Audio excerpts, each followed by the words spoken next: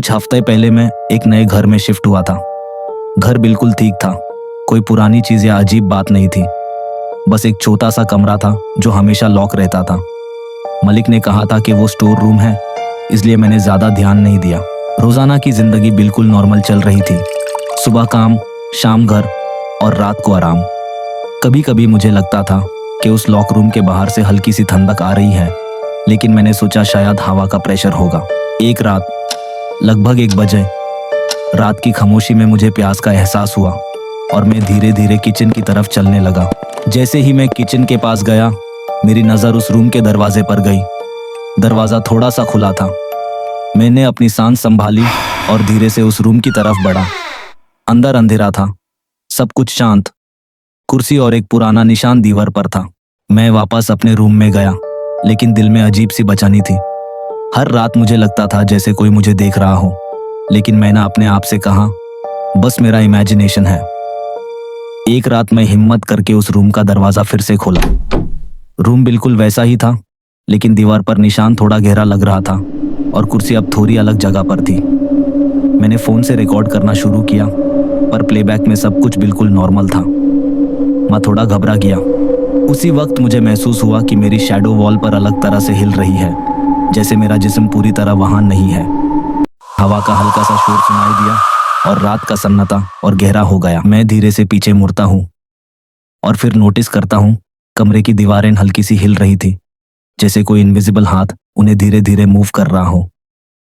मैं दरवाजा लगाकर भागना चाहता था, लेकिन दरवाजा खुला नहीं।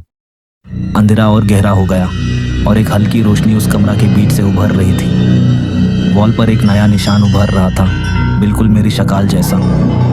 हल्की सी आवाज का एको कमरा में घूम रहा था। अब कमरा खाली नहीं है। जैसे ही मैंने पीछे देखा, एक शैडो मुझे घूरते हुए नजर आई।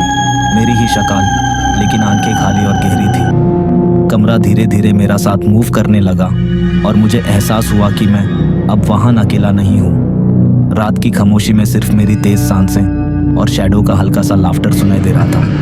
लाफ्टर धीरे धीरे तेज होने लगी, जैसे कमरा मेरे हर कदम के साथ घूम रहा हो। मेरी सांसें रुक रही थी और मैं धीरे से पीछे मुड़ता हूँ। तब मैंने नोटिस किया शैडो अब सिर्फ वॉल पर नहीं, बल्कि कमरे में खुद चल रही थी और हर जगह मेरे आसपास दिखती थी।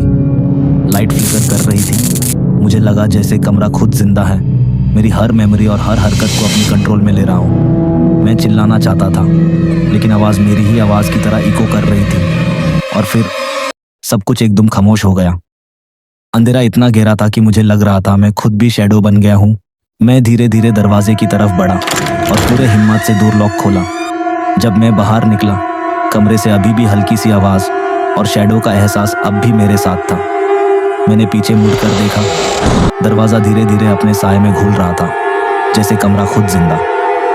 और मैं समझ गया वो कमरा अब भी अपनी कहानी खुद लिख रहा है।